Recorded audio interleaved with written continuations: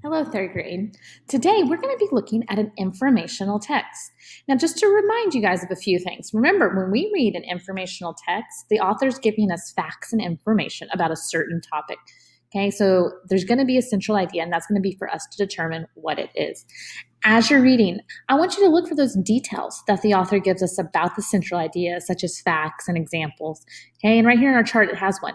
The human eye is made up of more than 2 million parts. And look, I even have a text feature right here with some labels. It has an iris and a pupil. Okay, it's using some of that content area vocabulary. Okay, or we're probably going to have headings. Now, these aren't always, but something we should always look for. Photos with captions, labels, lists, bold italic words, all the things. That's what we're going to always look for when we read to help our brains understand better what we're reading. Okay. All right, we kind of already went over that. And then the other thing, guys, I want you to look at specifically for today, I want you to see, how did the author organize this text? Is he describing something? Is it in order? Is it a sequence? Are they comparing and contrasting?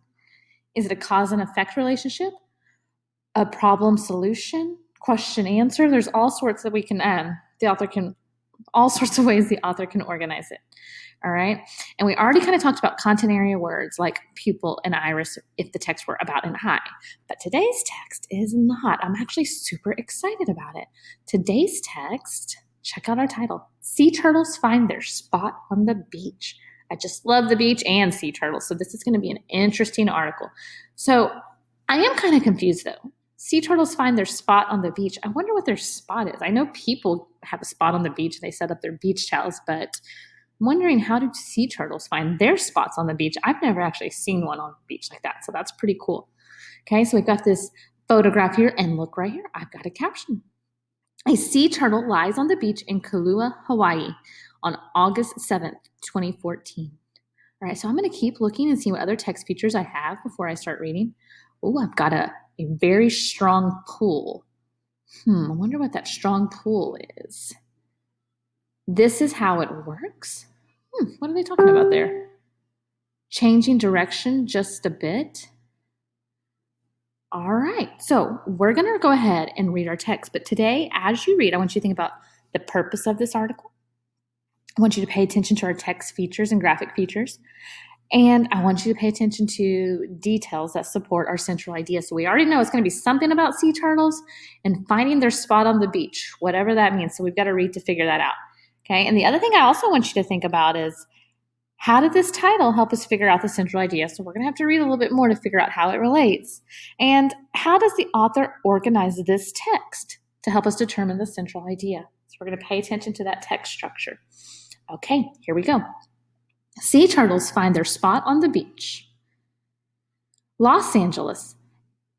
Every few years, female sea turtles return to the beach where they were born.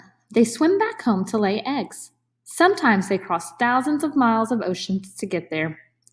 One thing has puzzled scientists for years. How do sea turtles find their way back to the place where they hatched? Scientists knew part of how they did it. They knew that returning sea turtles are guided by a mysterious force. The force is known as the Earth's geomagnetic field. I wonder what a geomagnetic field is. That's interesting. I'm not real sure what that is. I'm going to see if they'll let me highlight that. Yep. Here we go. We're going to see if we can learn what that is. Okay, let's continue reading in this next section, a very strong pull. Let's see what that strong pull is they're talking about. Geomagnetism is an invisible but very strong force. There he goes. It's talking about that word again. That's a really big word. I'm going to go ahead and highlight that too so I can remember where to look for it later. All right, and we had this one highlighted earlier. So what is it? It's an invisible but very strong force. It is like that because the center of the Earth is made mainly of iron. The huge chunk of iron creates a magnetic field. It acts just like a giant magnet. People use geomagnetism too. Geomagnetism makes a compass needle point to the north. The metal needle is attracted to the North Pole, which is the end of the Earth's magnetic field. Sea turtles use geomagnetism to guide themselves. What scientists did not know was how the turtles find the same beach they were born. Oh, so that's how they get back. They use this geomagnetism to get themselves back to their beach, but they're not sure. Okay, scientists aren't sure how they know where they're born. Scientists did a new study in Florida to find out. It looked at a loggerhead sea turtles that laid their eggs on the Florida coast. The study also looked at changes in the Earth's magnetic field. It shows that these changes affect where turtle eggs are laid. Okay, so that's magnetic field is playing a big role. Let's keep reading. So this is how it works. Okay, so it's going to explain this to us a little bit more about that force. Things react to geomagnetism in different ways. The particular way each thing reacts is known as the magnetic signature. Imagine that you are pointing a magnet at two objects. One pulls strongly toward the magnet, the other does not. The difference is in each other's magnetic signature. An object's magnetic signature can change. That happens when the magnetic field changes in strength and direction. Beaches also have a magnetic signature.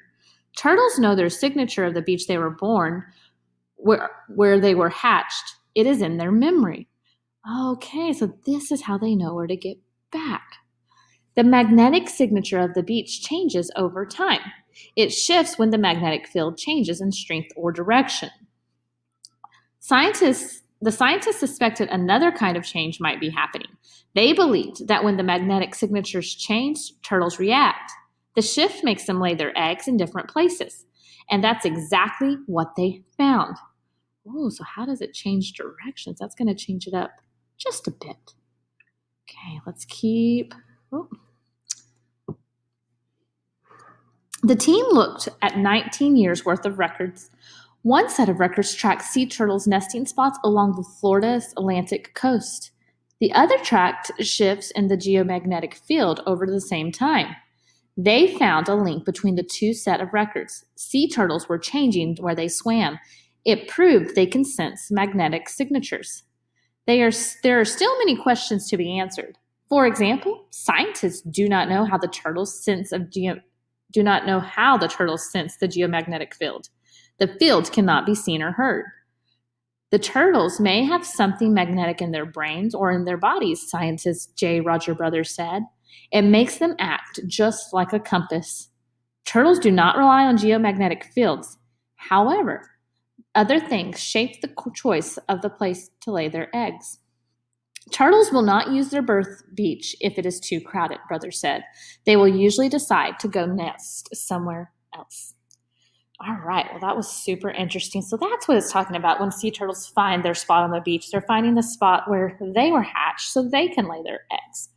Okay, so now you're going to go back to the rest of the lesson. You're going to answer the reading and writing questions about this article. And remember, it's okay to look back at this. Actually, I want you to look back at this, okay? All right, I hope you guys have a great rest of your day.